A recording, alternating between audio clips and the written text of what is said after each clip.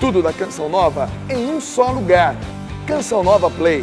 Que lindo esse roteiro de experiência de Deus que somos convidados a fazer nos primeiros minutos do ano de 2002.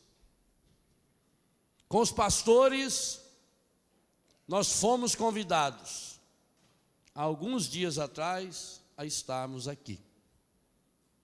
Os pastores foram convidados pelos anjos. Os anjos que lhes anunciaram: não tenham medo, eu vos anuncio uma grande alegria, que será para todo o povo. Nasceu na cidade de Davi o Cristo Senhor, que é para vós o Salvador. Motivados por esse anúncio alegre do nascimento do Cristo, os pastores foram até Belém.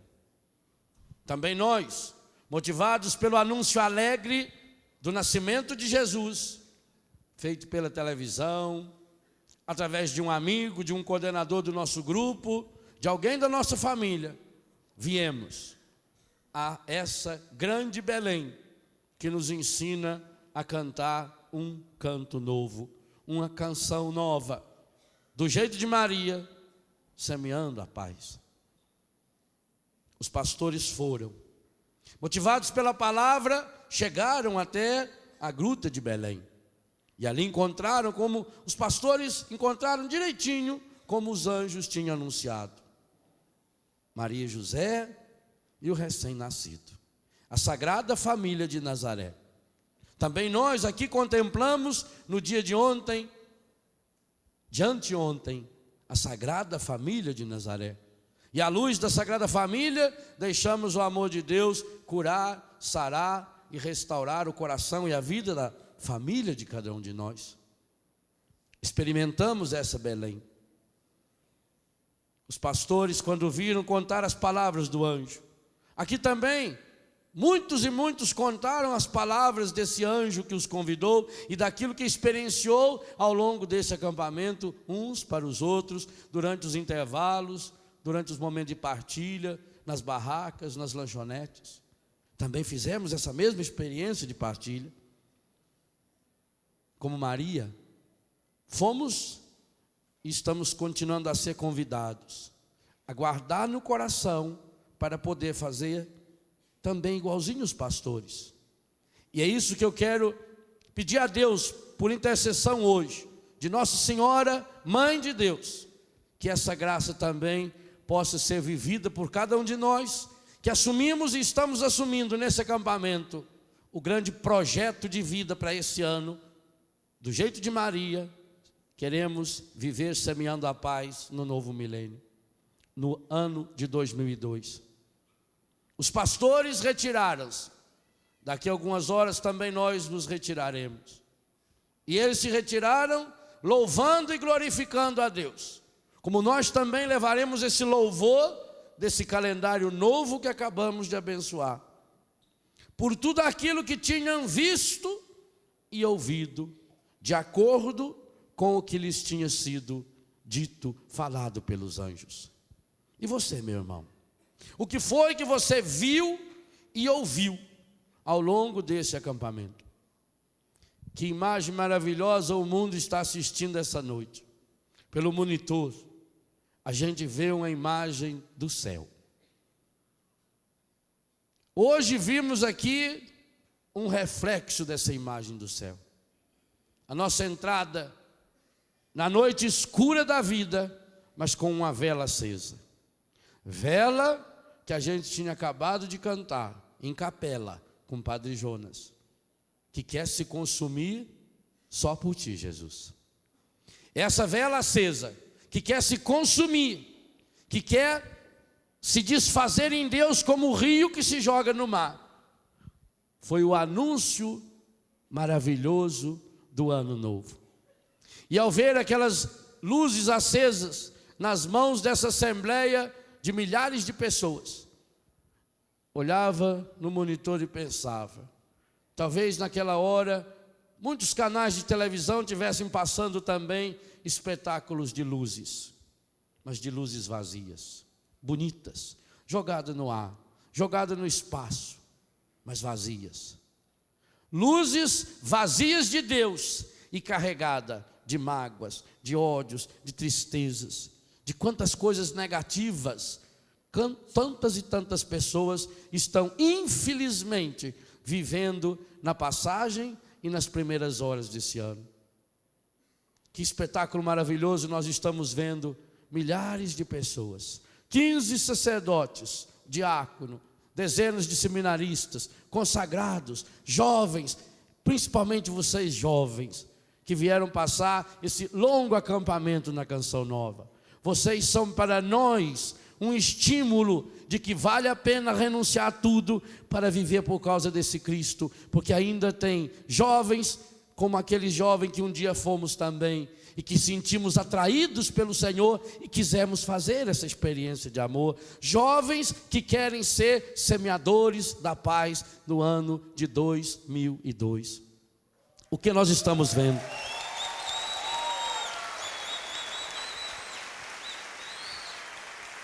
É maravilhoso ao olharmos essa imagem, essa visão, essa alegria, esse entusiasmo.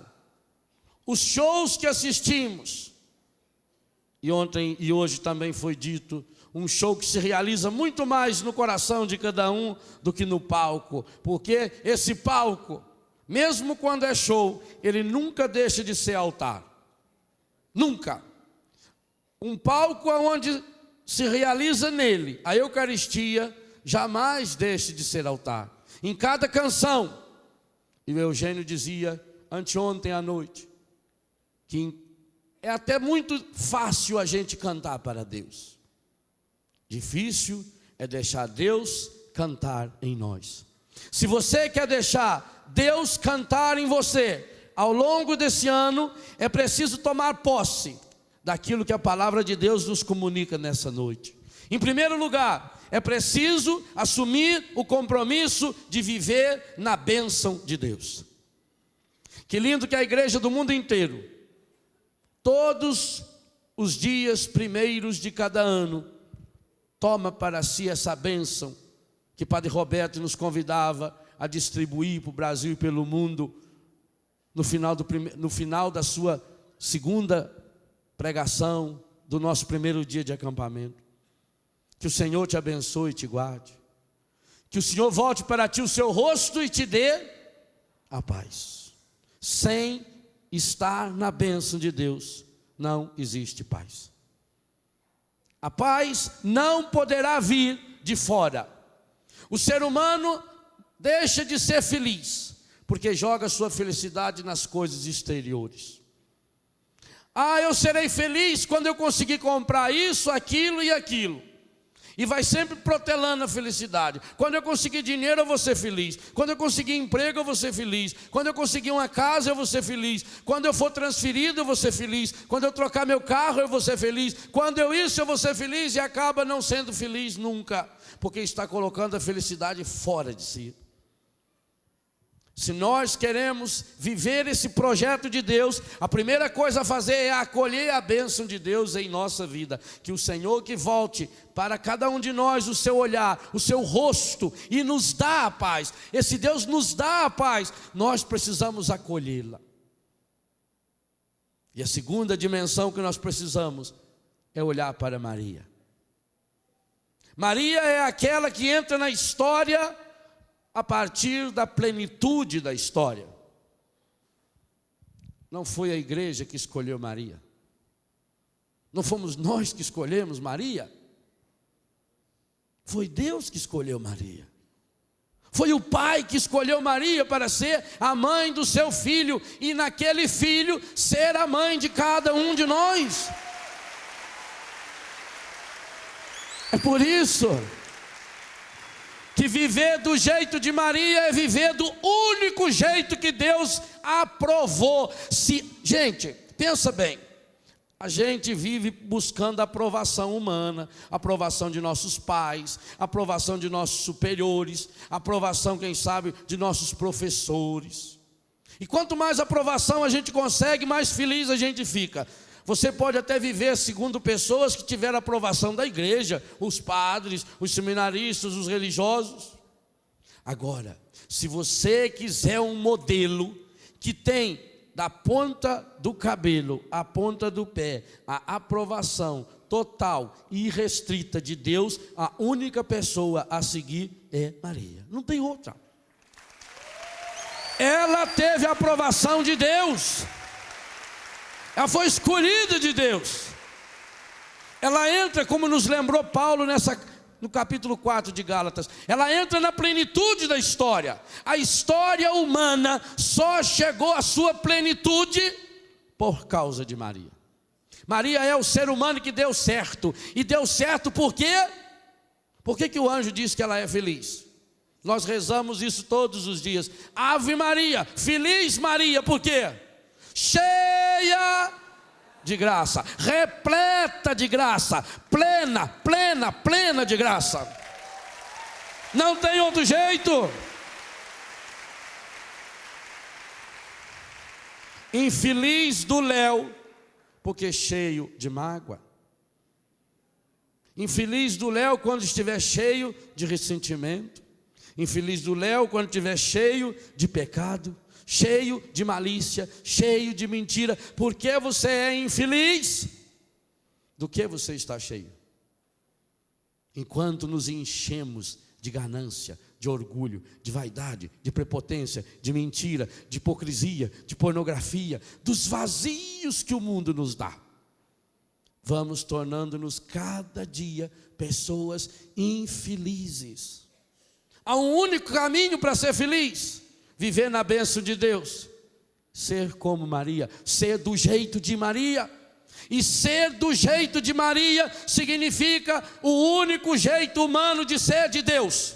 Não tem outro. Gente, se Deus escolheu Maria entre todas as mulheres da terra para ser a mãe do seu filho, se Deus escolheu Maria para ser a morada terrena do seu filho, o verbo, a palavra de Deus, a linda meditação que nós tivemos ontem à tarde com o Padre Jonas, a palavra de Deus que se fez gente, a palavra de Deus que se encarnou. Se Deus escolheu Maria para ser o sacrário do seu filho, a segunda pessoa da Santíssima Trindade, por que nós buscamos outros líderes, outros ídolos?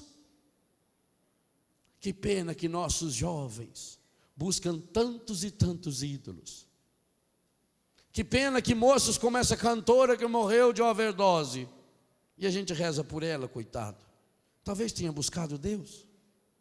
Nós não podemos julgar, porque eu já disse uma vez, alguns se assustaram. Aliás, alguns costumam se assustar com algumas coisas que eu digo. Não leve tão a sério também. Esquece, quando for para assustar, esquece. Eu disse uma vez que eu queria que meus superiores me autorizassem a fazer um estágio de uns 4 meses com os traficantes de droga.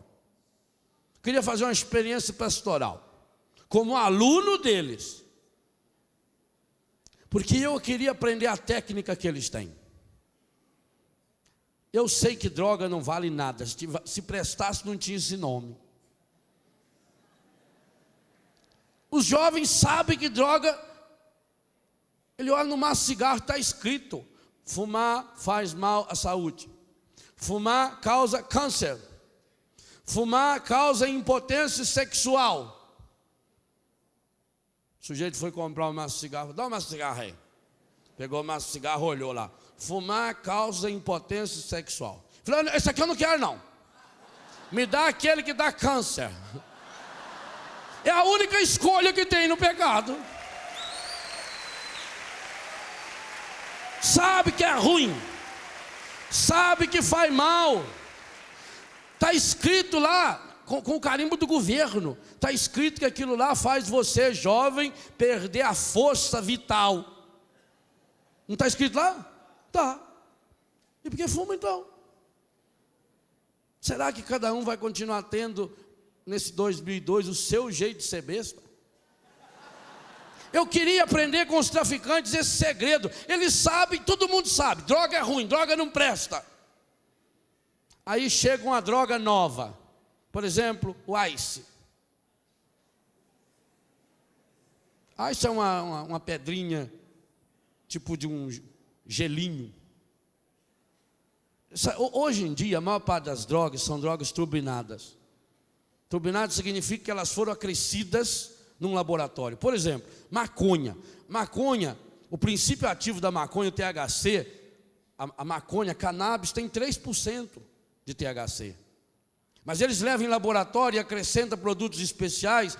E a skunk, por exemplo, que é um tipo de maconha, ela tem 33% de THC. Um cigarro de skunk vale 10 cigarros de maconha.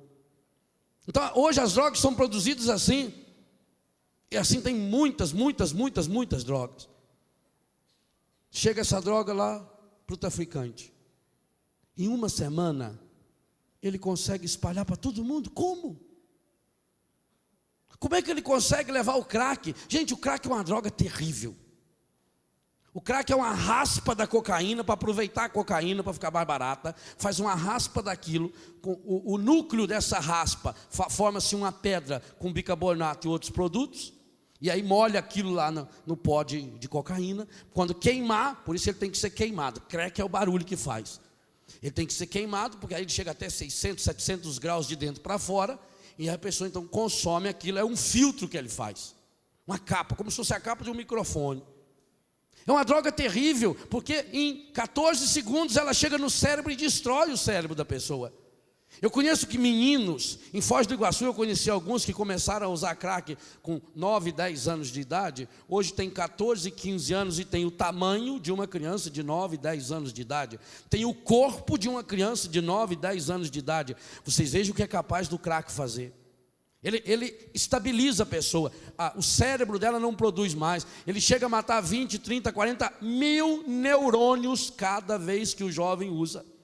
Isso, nas aulas de ciência, de biologia, os professores explicam melhor do que eu aqui. Também estou dando aula aqui agora. Ora, se todo mundo sabe que é ruim, que é uma droga que destrói, e como é que eles conseguem distribuir no instantinho? Só tem uma resposta. Os missionários das drogas, os auxiliares dos traficantes, são melhores do que nós, que nos dizemos missionários de Deus. Porque se nós temos Jesus Cristo vivo, que nós acreditamos que não é uma droga, que é o único Deus que se fez gente, que a palavra de Deus que se tornou carne no seio de Maria e habitou entre nós, e nós podemos comungá-lo, nós ouvimos a sua palavra, nós experimentamos, nós tocamos nesse Deus. Se nós temos o Deus que liberta, que cura e que restaura, meu Deus do céu, por que nós não levamos no instantinho esse Jesus para mais gente, muitas pessoas? Porque nós somos piores do que os traficantes de droga. Porque os traficantes são capazes de morrer pela droga. E você é capaz de morrer por causa da sua fé?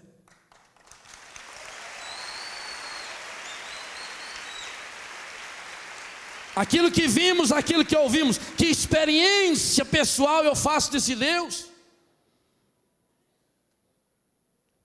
A paz não é fácil. Jesus não vem nos dar essa paz que o mundo dá, e Ele deixou isso garantido para nós. Não perturbe o seu coração, credes em Deus, crede também em mim, dou-vos a minha paz, ela é diferente do mundo. O Senhor volte para ti o seu olhar, o seu rosto e te dê a paz. É essa paz de Jesus. Mas que experiência eu estou fazendo dele para de fato levar uma pessoa? Gente, vocês sabem por que os jovens passam a usar droga? Não é porque eles têm problemas. Porque tem muito jovem que não tem problemas aparentes e usam drogas. O jovem, 99%, fumou o primeiro cigarro de maconha com um amigo. 99%. Com um amigo, com uma amiga. Numa festinha.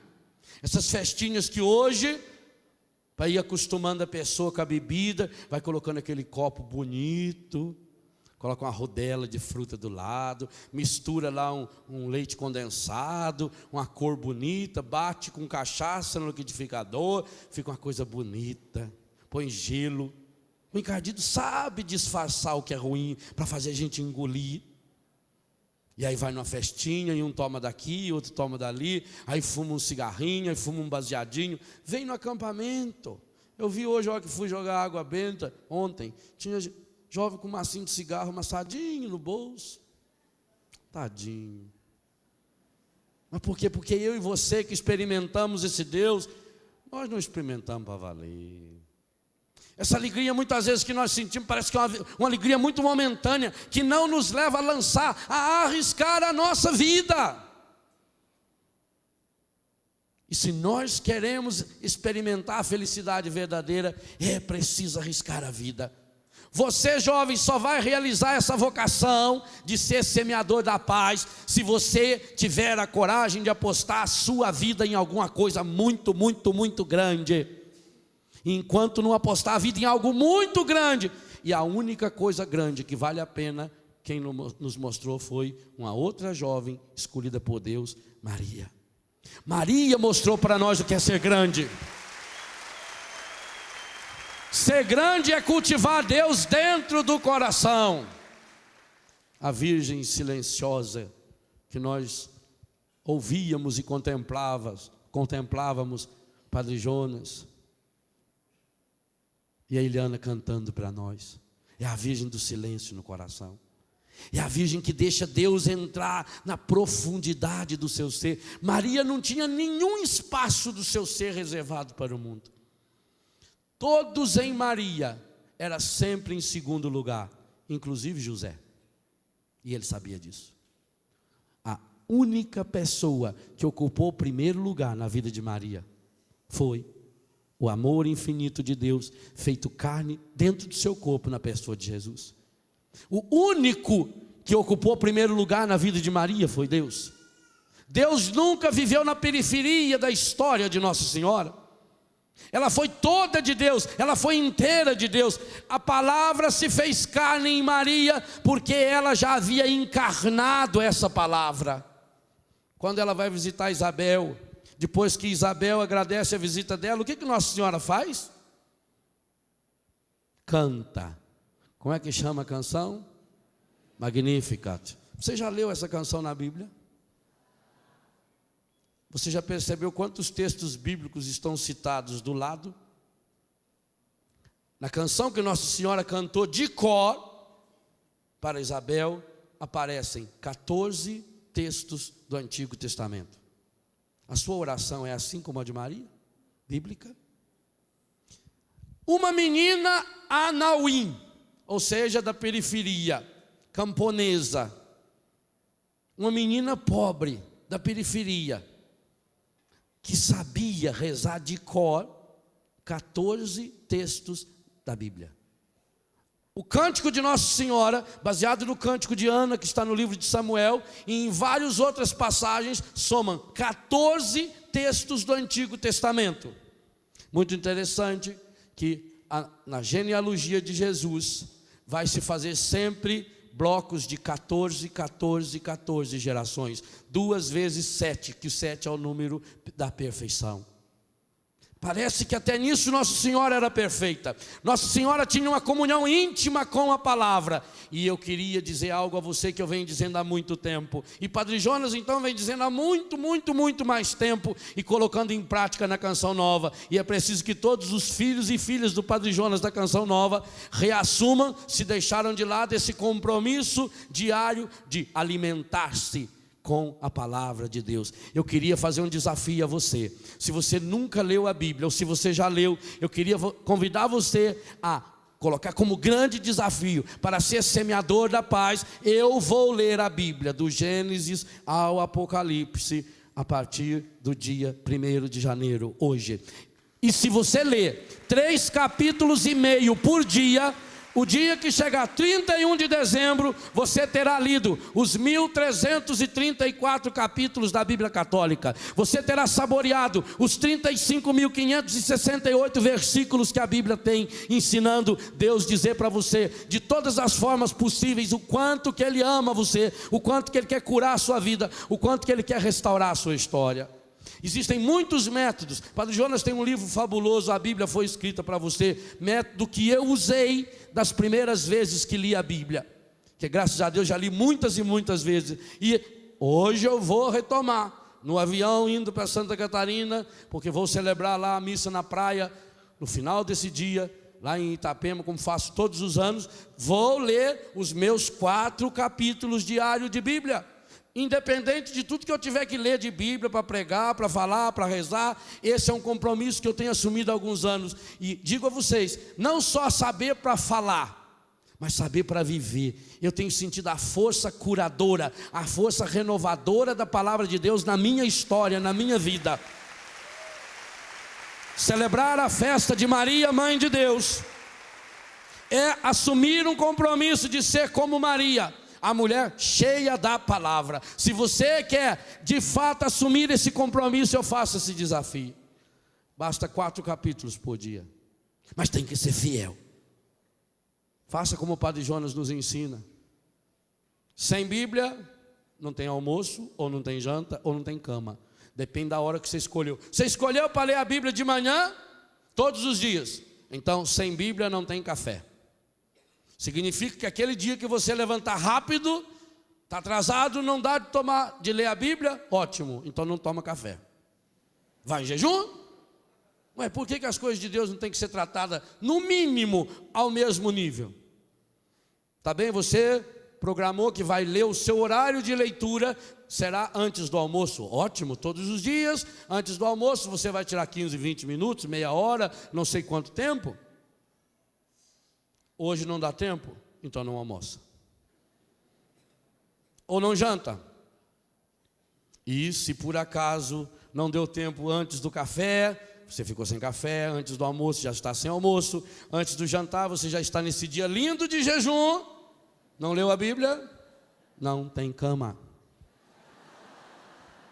Comece a fazer isso, e eu duvido se daqui a um ano você não estará dando um testemunho de uma transformação renovadora na sua história. Comece a fazer isso, e eu duvido se você ainda estará cultivando vícios de droga, de prostituição, de pornografia, de masturbação, de impureza, de namoro sujo, de ódio, de mágoa, de ressentimento. Comece a fazer isso, e eu duvido se daqui a um ano você ainda está com depressão, ainda está cheio de diz que me diz, cheio de vícios e mais vícios, que o mundo vai fazendo você se tornar essa pessoa fraca, essa pessoa amarrada com coisas tão pequenas. Comece diariamente a ler 4 capítulos da palavra. Você vai ver o que a Bíblia é capaz de fazer na sua história. Maria se manteve inteiramente de Deus, porque alimentou dia e noite, guardava no seu coração a palavra de Deus. Se eu não guardar no meu coração a palavra de Deus para valer, eu não vou participar do banquete da Eucaristia, eu não vou participar do banquete da reconciliação, eu não tenho o que eu vou semear, se eu não tenho semente. O sujeito estava vendo 2 rapazes trabalhar, ele ficou impressionado, como é que aqueles 2 camarada é o empregado que está trabalhando na roça, os 2 camaradas tirando tarefa. Ele ficou impressionado de ver os 2 como trabalhavam. Um ia com uma enxada abrindo cova, e o outro vinha atrás tapando.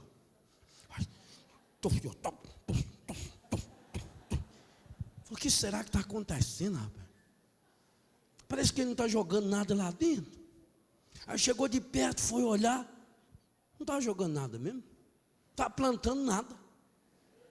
Aí falou, queria falar com você. Não pode não, nós estamos atrasados, nós temos tarefa para terminar. E terminava uma leira e vinha na outra. E abria a cova e o outro fechava. Abria e fechava, abria e fechava, abria e fechava. Ô moço, por favor. Não pode parar não, nós temos que terminar o horário. Por favor, eu queria falar com vocês. Você fala logo, mas fala logo, nós estamos atrasados. Eu queria saber o que vocês estão fazendo. O senhor não está vendo o que nós estamos fazendo, não? Nós estamos trabalhando. Nós ganhamos para trabalhar. Eu estou vendo que vocês estão trabalhando, mãe. Até inclusive estou achando impressionado com o ritmo. Vocês trabalham muito rápido. Não sei se vocês aguentam o dia. Não, eu não aguento, sim, senhor. O senhor é patrão nosso, então nós temos tarefa a cumprir. Sim, mas eu não estou entendendo que serviço vocês estão fazendo. Ué, é só ver. Eu abro cova e ele fecha. Você vai ver que é retardado, coitado. Vai ver que é doido. Ele falou, escuta, que mal lhe pergunte, está faltando nada não? Disse, nós não. Eu só pago para abrir cova, meu companheiro é pago para fechar. Se o nosso colega faltou, não é problema nosso.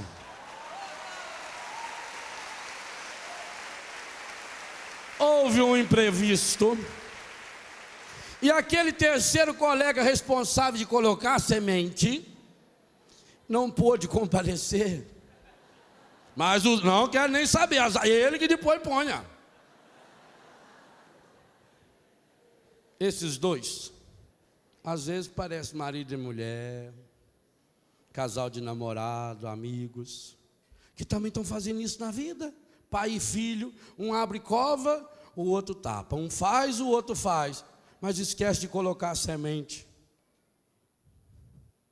A semente é a palavra. Sem a semente da palavra, não vai nascer nada. Nada. Ah, padre, por que será que a minha vida nada dá certo? Não. Azar seu. Ageu já nos lembrava, capítulo 1, versículo 5 de Ageu: vocês estão plantando e não estão colhendo? Estão plantando errado. Ah, padre, eu não sei porque as coisas vão tão mal na minha vida. Eu sei, mas você quer mesmo que fala? Credo, padre. Porque tem gente que tem esse dom de reclamar. Tem gente que nasceu com o dom de atazanar a vida dos outros. Só sabe fazer reclamar. Ah, porque eu sofro tanto. Ai, Pai do céu, por que será que eu sofro tanto, Pai? Ai, parece que Deus não gosta de mim. Mas vai gostar de que jeito, dona? A senhora é muito chata. Já pensou se Deus vai levar a senhora para o céu? Vai atrapalhar o movimento lá no céu. Não pode. Tem gente que não pode ir para o céu, porque não faz nada, reclama e atrapalha quem faz. E será que eu não sou uma dessas pessoas?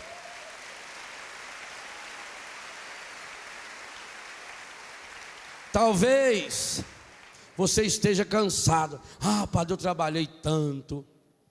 Sim, talvez você estivesse fazendo a cova, ou fechando. Mas se não tiver quem bota a semente, não vem o fruto. A semente é a palavra. Sem a palavra nós não somos nada. Sem a palavra a gente trupica no primeiro obstáculo que tiver. A gente faz tempestade em copo d'água e o copo às vezes pela metade.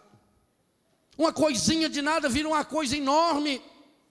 Porque eu não tenho essa força criadora de Deus. A palavra de Deus tem eficácia própria. Isaías diz que ela é como a chuva. Vocês perceberam que no acampamento choveu até ontem de noite? Anteontem de noite? A hora que deu 100% abriu o sol. Não tem mais uma gota de chuva. Agora já caiu tudo. Agora é hora de você curtir um dia, depois da manhã começar de novo. A natureza é assim. Pois a palavra de Deus, ela não volta sem fazer efeito. Se ela cai no seu coração, meu irmão, vai fazer efeito. Então acolha a palavra, leia, deguste, saboreie a palavra. Mas saboreia, deguste, alimente a palavra para crescer em Deus. Não adianta nada também eu decorar alguns versículos da Bíblia. Tinha na cidadezinha lá uns pastores protestantes, eles não gostavam do padre. Porque o padre era um coitado de um velhinho. E ele nunca citava os capítulos e os versículos da Bíblia. O padre fazia o sermão, não falava da Bíblia. Aí um dia os pastores estavam conversando, falando, nós precisávamos dar uma lição nesse padre. Ele não sabe nada de Bíblia. É uma vergonha, vergonha mesmo. Tem que saber a Bíblia. Nós podíamos fazer o seguinte, nós podíamos marcar uma janta e fazer uma brincadeira bíblica. Fazer o show do milhão. Nós vamos humilhar o padre, porque ele não sabe. É do 1 milhão, não é do milhão só. Aí telefonaram para o padre: ô padre, nós queríamos fazer uma janta ecumênica. Vamos reunir os pastores das igrejas aqui, né? Para a gente falar um pouco do amor ao rebanho. Padre, vamos, vamos fazer um jantar. Ah, que bom. Inclusive, padre, nós estamos pensando no leitão assado. O que você acha? Para mim, a melhor carne que tem é leitão assado. Então, dito e feito, seu padre. Tardia, 7 horas nos reunimos. Chegou na hora da janta, estava lá os pastores, o padre, aquela mesa linda, aquele leitãozão assim, com aquela maçã na boca, assim. Que está até relampeando, brilhando, essa beleza. Que eles passam por cima assim, uma manteiga, né? O rabinho fica viradinho assim, nadando numa fase assim, né? Aí reuniu em volta, vamos fazer uma oração. Ó Pai, obrigado, esse alimento. Aí um falou assim, tive uma ideia. Tudo combinado. Como aqui todos nós somos homens da palavra, podíamos fazer uma brincadeira bíblica, uma roleta bíblica. Para comer um pedaço do leitão, tem que citar um versículo bíblico. O padre falou, mas eu vou passar fome. Não sabe a Bíblia? Falou, então os senhores podem começar aí, né? Aí um pastor, eu vou citar aqui o texto, não é verdadeiro, senão foi igual aquele padre que falou, gente, para a semana que vem, nós vamos fazer um estudo sobre a mentira. Então todo mundo, por favor, leia todinho o capítulo 17 de Marcos. Quando chegou no domingo, ele falou, bem, hoje nós vamos falar sobre a mentira. Quem se lembrou de ler Marcos 17? Uma turma levantou a mão. Falou, Marcos só tem 16 capítulos. Não pode mentir para o padre. Então, aqui também eu vou citar os textos assim falsos, né? Primeiro pastor falou, eu estou me lembrando daquela passagem linda de Marcos capítulo 19, versículo 78. Pedro, na sua coragem, desembainhou a espada e cortou a orelha do soldado. Foi lá, cortou a orelha da leitoa, pôs no prato. O outro falou, eu me lembro do Evangelho de São João, capítulo 63, verso 19b. Quando o Senhor deitou água na bacia e lavou os pés dos apóstolos. Foi lá, cortou o pezinho da leitoa e pôs no prato. Outro, Lucas 62, verso 9b. Aquela hemorroíça tocou com as mãos no Senhor e foi curado. Cortou a mãozinha da leitoa. Outro pastor, meus irmãos, São Mateus, capítulo 62, verso 1. Que linha maravilhosa. Salomé dançou e pediu numa bandeja a cabeça de João Batista. Cortou a cabeça da leitoa e pôs no... Era a vez do padre. E falou, eu não estou lembrando o número. Eu não sou muito bom de número. Mas o versinho que eu sei é da Bíblia. Vale? Claro, você é da Bíblia. José de Arimateia pediu licença a Pilatos e levou o corpo de Jesus.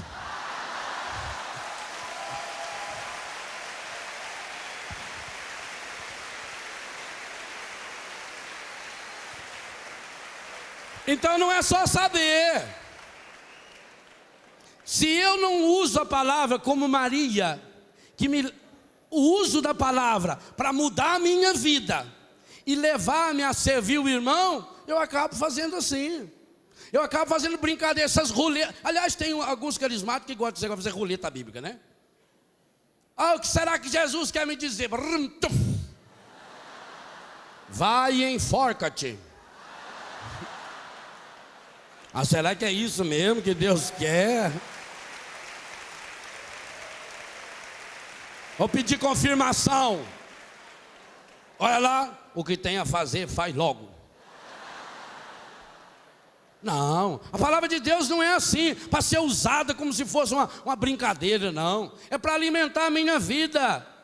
É para fazer em mim o que fez em Maria. o Espírito Santo em nós tem a grande missão que teve em Maria. O Espírito Santo quer gerar e formar Jesus em nós, e nós abrimos espaço para essa ação do Espírito Santo em nós. Nós abrimos espaço para sermos semeadores da palavra, na medida em que acolhemos a palavra dentro de nós, e pelo poder do Espírito Santo, Ele vai formando, Ele vai gerando, Ele vai gestando Jesus em nossa história, e com o tempo a palavra começa a tomar conta dos nossos pensamentos, e a gente passa a pensar como a palavra de Deus nos ensina. Então, diante das situações que a gente precisa do discernimento, que a gente precisa de uma palavra de sabedoria, os carismas do Espírito Santo só podem ser dados àquela pessoa que está acolhendo, aberta à palavra de Deus. Então vem o discernimento, vem a sabedoria, e eu tenho aonde confrontar a minha história na palavra. A palavra de Deus precisa tomar conta das minhas emoções, porque São Paulo vai nos ensinar: tende em vossos corações os mesmos sentimentos de Cristo. Nós passamos a ter os sentimentos de Jesus, o pensamento de Jesus, o agir de Jesus, as diretrizes de Jesus. A palavra vai se formando, vai se tornando carne em nós. Nós vamos acolhendo a palavra de Deus em nossa carne, e é exemplo de Maria, nós passamos a levar Jesus para o mundo. Meu irmão, minha irmã, se você quer ser semeador da paz, não tem outro jeito. É preciso viver do jeito de Maria. É preciso acolher a palavra. É preciso ruminar a palavra. É preciso rezar a palavra. É preciso saborear a palavra. É preciso deixar a palavra questionar a nossa vida. Há uma prática tão importante que nós precisamos cultivar entre nós. E você jovem, então, muito mais fácil. O jovem gosta muito de usar a sua imaginação. Então toma um texto da palavra, qualquer um deles, um milagre de Jesus, por exemplo. Leia uma vez, duas, três, até memorizar. Depois fecha os olhos e começa a imaginar aquela cena. Por exemplo, as bodas de Caná, que fala de Nossa Senhora. Você lê uma, duas, três vezes. Aí depois você imagina a cena, do seu jeito. Deus fala através da nossa imaginação. Imagina a cena, como é que você acha que seria a casa, a mesa, os convidados? Depois você imagina de novo e coloca você lá dentro da cena. Imagina que você estiver lá. Tenta ouvir o que Jesus fala para você. Você está meditando a palavra, você está contemplando a palavra, você está deixando Deus passar a trabalhar a palavra no seu coração. No dia seguinte, pegue um outro texto bíblico, pegue um salmo. Não consigo rezar, padre, eu tenho muitas distrações.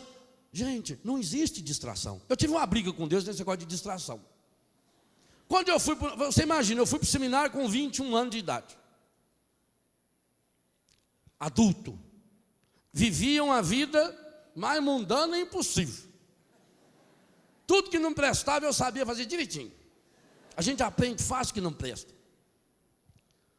Então tinha uma vida, trabalhava na fábrica, levantava 4 e pouco da manhã, deitava meia-noite quando chegava da escola. Tinha uma vida bem agitada. Aí vai para o noviciado. Nosso noviciado, 1 ano canônico, mais 1 mês e meio antes que tinha de postulantado, e depois os 6 primeiros meses de filosofia sem ir em casa. Imagina isso para um mineiro que sai de casa, porque o mineiro, quando ele vai no bar, fala: benção, amanhã, vai com Deus, meu filho, Nossa Senhora proteja, volta logo, viu, filho? Olha direito para atravessar a rua, olha para cima, olha para baixo, né? Aí a gente olha para cima, olha para baixo, o carro passa por cima da gente, né? Porque lá no Biguá só tem para cima e para baixo, é o único sentido de trânsito, olha para cima, olha para baixo. Aí mamãe falou: olha, eu cheguei em São Paulo, olhei para cima, olhei para baixo, fui atravessar, não pode, né? Então, estou lá no Santa Catarina, outro idioma, a gente falava só o mineiro, chega lá, uma língua diferente, né? Então, eu ia rezar. Todo dia tinha que fazer meia hora de adoração. Aí eu ia lá rezar. Santíssimo exposto, eu começava: Senhor, eu quero te adorar, quero te louvar, gente. Vocês não imaginam onde ia a minha cabeça. Quando eu lembrava, nossa, voltei, Senhor, Senhor, me perdoa, misericórdia, Senhor, misericórdia, Senhor, misericórdia. Senhor, o que eu pensei agora, eu não quero nem contar para o Senhor, estou com vergonha, Senhor. O pensamento foi longe, ia longe, voltava. Aí comecei a brigar com Deus. Eu falei: esse negócio está errado. Eu quero rezar. Eu quero mudar de vida. Eu tô ajoelhado aqui, Senhor. Aí o Senhor está aí, eu estou aqui, nós estamos aqui, Senhor. E como é que o encardido tem força de entrar dentro da minha cabeça? Eu não me conformava com aquele negócio. Eu ia me confessar, o padre punha a mão na minha cabeça. Agora vai. E ia rezar, lá vinha com as ideias. Porque tem certas coisas que você não quer ver, mas o zóio vai sozinho. Não é assim? Passa uma moça bonita, você não quer ver, mas aquilo vai puxando, vai puxando. O pensamento é assim, ué. E o pensamento vai com você aonde você for.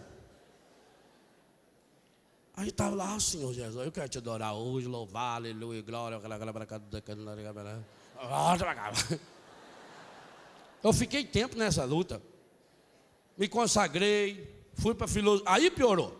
Que eu ia para 6 aulas de filosofia. Estudava Sócrates, Platão, Aristóteles, ia rezar que jeito de metafísica, a essência na potência do ser. Aí ia gerar lá o pensamento do passado e do presente, e do futuro então piorava.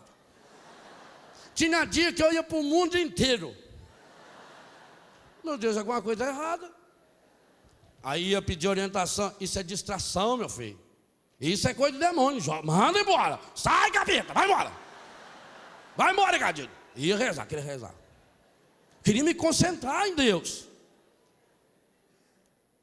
E aí eu pude, com algum tempo depois, começar a fazer uma experiência mais dialógica com Deus. Porque a gente só briga com Deus quando vira amigo dele. Não é assim?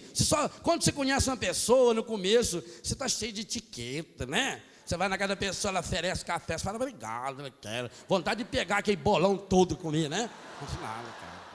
Já tomei café. Depois fica até com lombriga de vontade, né? Porque no começo, com Deus também é assim. No começo a gente tem umas parcimônias. Depois você vai pegando intimidade. Eu fui pegando intimidade com Deus. Coração de Jesus, eu gostava de olhar para o coração de Jesus. Isso foi lá em 1983, 84. E um belo dia eu comecei a pensar, alguma coisa está errada. Eu estou aqui na capela, porque eu ia para a capelinha, a gente tinha as capelinhas perto do quarto. De noite, eu chegava a passar a noite inteira na capela. Muitas e muitas e muitas e muitas vezes eu passei a noite inteirinha. Ajoelhava lá nas almofadas, caía, dormia ali, acordava no dia cedo. Quantas vezes eu dormi na capela? E passei muitas vezes também rezando, 2, 3, 4 horas. Então eu comecei a pensar, eu estou na capela, só eu e Jesus aqui dentro. Aí comecei a brigar, o Senhor, ou o Senhor tem poder ou não tem. Ou o Senhor é ou não é. E eu quero que o Senhor seja Deus. Eu estou me consagrando, Senhor. Senhor, hoje mesmo me confessei, joguei todos os meus pecados, queimei o calendário, joguei meus pecados fora. E por que está vindo esses pensamentos, Senhor? Tira esses pensamentos de mim. E a gente escutava aquela vozinha dizendo, não tira, não tira, não tira, não tira. Achava que era o encardido. Mas aí eu comecei a conversar com o Senhor, depois foi ficando bem amigão assim, né? Aí eu fui conversando com o Senhor, falei, alguma coisa está errada. O encardido não pode ter esse poder? Como é que pode ter poder sobre a minha cabeça, meus pensamentos? Se a minha vontade é de estar em Deus, como é que o desejo pode ser maior? Não pode. Aí começou a me vir uma intuição que é de uma moção espiritual. Não existe distração. Distração é palavra de ciência. Eu acho que eu estava preparando um seminário de vida no Espírito para dar na Arquidiocese de Florianópolis, 1985. Penso que deve ser por ali, porque eu me lembro que eu estava estudando dons e carismas. E aí quando eu li sobre o carisma, a palavra de ciência, me veio essa intuição, essa moção de Deus. Isso é uma palavra de ciência. Ora, Deus quer me falar. Agora, como é que Ele vai poder me falar? Ele vai aparecer aqui na minha frente? Ele já me deu a palavra, o objetivo já está aqui. Eu já tenho Ele presente nos sacramentos. Agora, em mim Ele vai falar através dos meus sentimentos, das minhas emoções, dos meus pensamentos, das minhas lembranças, das minhas memórias. Então eu preciso consagrar todas essas áreas da minha vida para Deus, Maria guardava todas essas coisas no seu coração, porque a memória, a lembrança, a inteligência, é tudo sintetizado no nosso coração. Guardar tudo no coração significa deixar a palavra de Deus penetrar em todas as minhas áreas, memórias, lembranças, saudades, tudo, pensamento. Falei, então não tem distração, é palavra de ciência? Claro, Deus quer falar comigo, como é que Ele pode falar comigo? E comecei então, me colocava diante de Jesus para rezar. Estou na capela, eu quero te louvar, te bendizer, Senhor, ou eu quero te pedir. Me vinha um pensamento e eu transformava aquele pensamento em oração. Fosse o que fosse. No começo até eu mesmo me assustava, porque às vezes vinham uns pensamentos assim, feio. Quer dizer, não era tão feio, era feio para o momento. Entendeu? Porque até tinha sido bonito, tá? Mas ali não era o lugar certo dele. Então eu falei, vou começar a transformar em oração. Principalmente essa área de afetividade, sexualidade. Você imagina, jovem, namorava. Eu sempre fui muito bonito, então eu namorava muito. Então eu namorava umas moças ajeitadas. Eu tinha uma ajeitada, até hoje elas são grandes amigas, graças a Deus. Eu tenho uma grande alegria. O dia da minha primeira missa, uma das minhas madrinhas de primeira missa foi a minha ex com o marido dela. E eu fiz o batizado do filho como diácono. Porque graças a Deus, ao menos isso Deus preservou na gente, né? Era um namoro decente, graças a Deus. Eu louvo muito a Deus isso. E você jovem, não se arrependa de ter um namoro decente não. Namore, abrace com carinho, beije a namorada, namorado, louvado seja Deus, mas seja decente. Seja decente, respeite a pessoa que ela é, o Deus que está nela. Você nunca vai se arrepender. Você moça nos rapazes, rapaz nunca vai arrepender.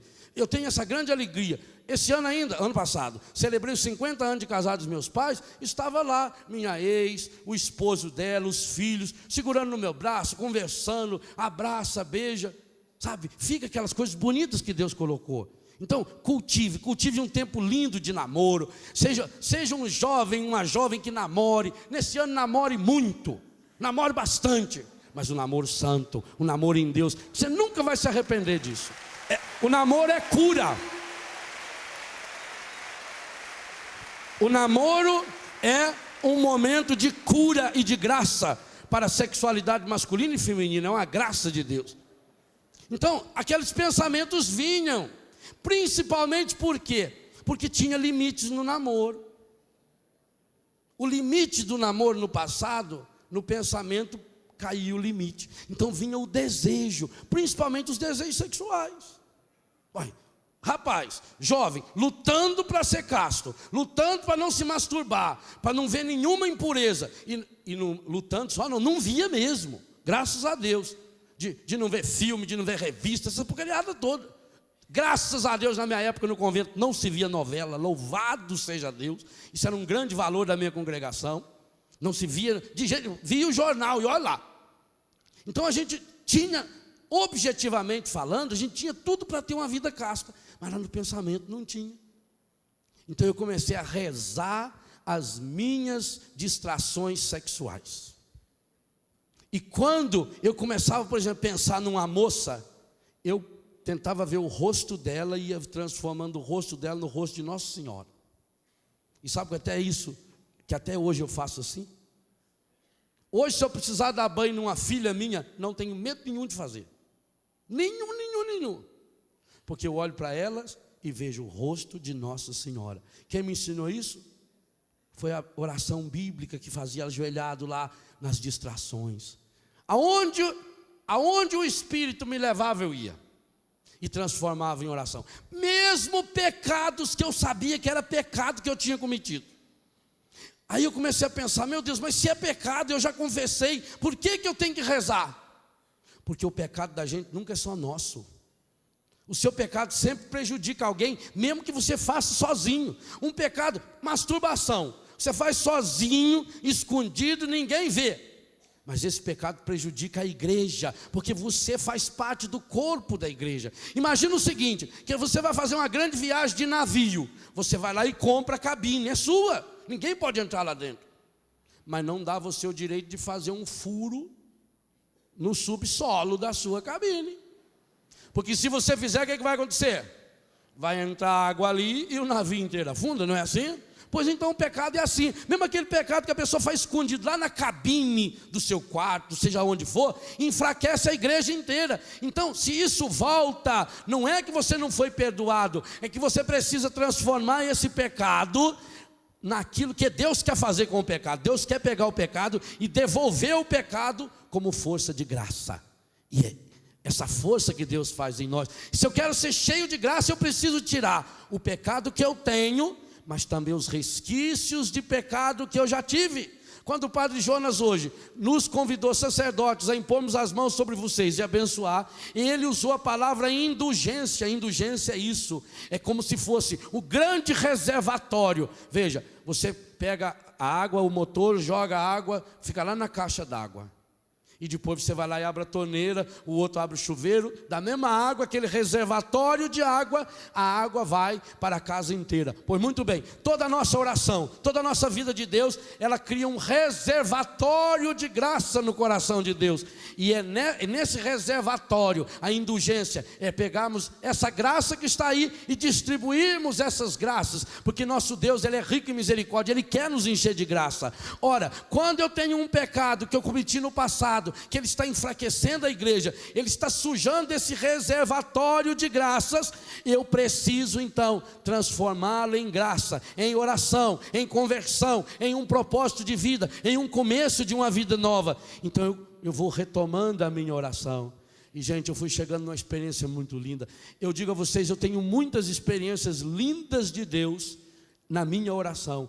Eu não sei o que é distração, porque eu sei que cada palavra, que cada gesto que me venha, por pior que seja, o meu Deus é maior que tudo isso, e tem inclusive o poder do Espírito de transformar tudo isso para o meu crescimento, para que eu possa ser cada vez mais um homem cheio do Espírito Santo. E é isso que eu quero ser.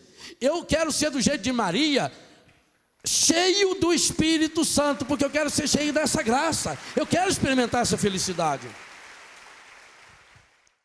Tudo da Canção Nova em um só lugar. Canção Nova Play.